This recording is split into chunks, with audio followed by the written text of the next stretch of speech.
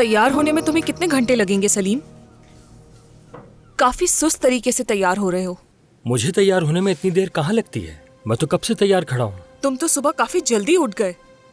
चलो जल्दी करो, जल्दी जल्दी तैयार हो और फौरन जाओ यहाँ से। कहाँ जाऊँ मैं? हाँ, अम्मी की तरफ जाऊंगा तो मुझे देखकर परेशान हो जाएंगी। तुम जहाँ भी जाओ मुझे नहीं मालूम, कहीं लोगों को हम पर शक ना हो जाए, वरना सारा खेल तबाह हो जाएगा। ठीक कहा, मुझे इस बात का अंदाजा बहुत पहले से था। क्या मतलब है तुम्हारा? तुम समझ चुकी हो। नहीं, मैं कुछ नहीं समझी। अरे आहू, तुम मुझे साफ साफ बताओ, तुम चाहती क्या हो? हाँ, तुम मुझे धोखा दे रही हो या अपने इस खेल में बुरी तरह से फंस चुकी हो? तुम पागल तो नहीं हो गए? हैरान हो कि ये सब बातें करने की हिम्मत तुम में कहाँ से आ गई? देखो, तुम्हारे हाथों की कठपुतली बनना नहीं चाहता अब मैं। बात सुनो, शायद यहाँ की हवा तुम्हें रास नहीं आई। इस तरह से कैसे बात कर रहे हो मुझसे? मैं तो सिर्फ बता रहा हूँ तुम। बात सुनो सलीम, मैं अपनी बहन के साथ ये खेल इसलिए खेल रही हूँ ताकि तुम्हारी जेब में 2 पैसे आ सके, ताकि तुम्हारी थोड़ी इज्जत बन जाए। बस बहुत हो गया। तुम अपनी बहन से ये खेल इसलिए खेल रही हो क्योंकि तुम उसकी नई जिंदगी से हसद करती हो। शर्म आनी चाहिए तुम्हें। तुम्हारा दिमाग खराब हो चुका है। तुम्हें देर नहीं करनी चाहिए, जितनी जल्दी मुमकिन हो उनको जाके पैसे दे दो, इससे पहले कि मुश्किल पड़ जाए। मुझे तैयार तो होने दो आयशा। दफा हो जाओ यहाँ से, दफा हो जाओ। ये आवाज़ें कैसी हैं बुलंद? अरे क्यों हो, जाओ यहाँ से।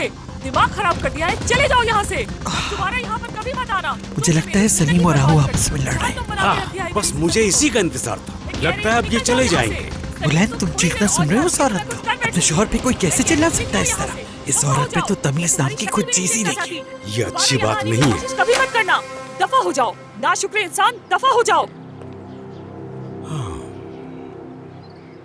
आयशा साहिबा, क्या आप यहाँ खड़ी होकर हमारी बातें सुन रही थी? पूरे इस्तांबुल ने सुन ली होंगी तुम्हारे चीखने की आवाजें, सिर्फ हमने नहीं सुनी। ये शर्म की बात है बहुत।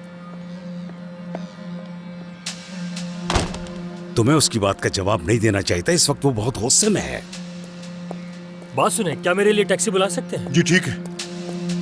बुलंद, खुदा के लिए अब मजीद कोई शर्त मत लगाना। आमिर साहब फोन करके मजीद पैसे नहीं मांग सकती मैं। ठीक है आयशा, ठीक है। चलो साथ खरीद के वापस आओ। अल्लाह मुश्किल आसान करे। आयशा बस बहुत हो गया। बुलंद, अपना ख्याल रखना, ठीक है ना?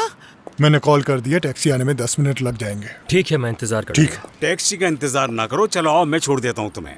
नहीं शुक्रिया। अरे आओ बेटा आओ, कहा ना मैं छोड़ दूंगा तुम्हें।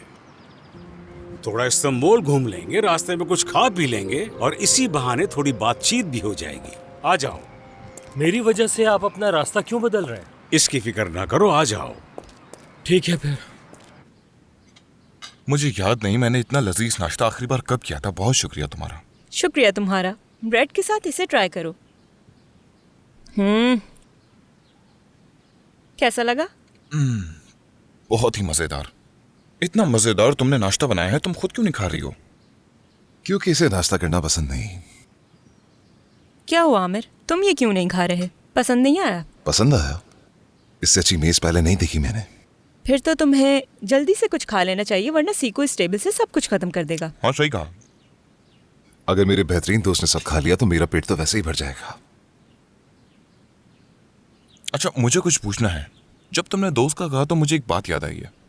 क्या तुम्हारी दोस्त बेगम जानती है कि तुम इसके साथ हो या इसके बारे में और भी कुछ? क्योंकि मुझे लगता है कि वो जरूर कुछ ना कुछ छानबीन करने की कोशिश कर रही है। मैंने तुम्हारी दोस्त बेगम को ऑफिस में देखा था, वो तुम्हारे बारे में पूछने आई थी। सच में? कुछ समझी नहीं मैं। बेगम किस लिए छानबीन कर रही है? क्या बेगम से मुलाकात हुई तुम्हारी? क्या तुमने बताया नहीं? क्या?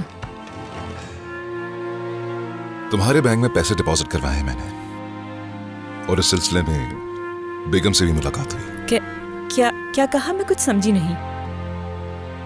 वो आमिर ने तुम्हारी बैंक ब्रांच में कुछ पैसे जमा करवाए थे। कुछ पैसे से क्या मतलब है? हाँ, वो छोटी सी अमाउंट।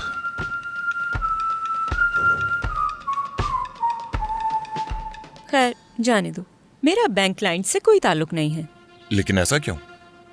क्योंकि मैं अब वहां काम नहीं करूंगी। यानी कह सकते हैं कि मेरी कंडीशन इस काम की इजाजत नहीं देती।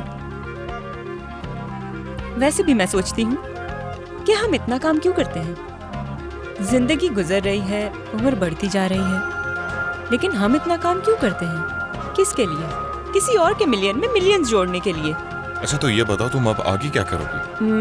नहीं, ये मेरा ज़ाती मामला है।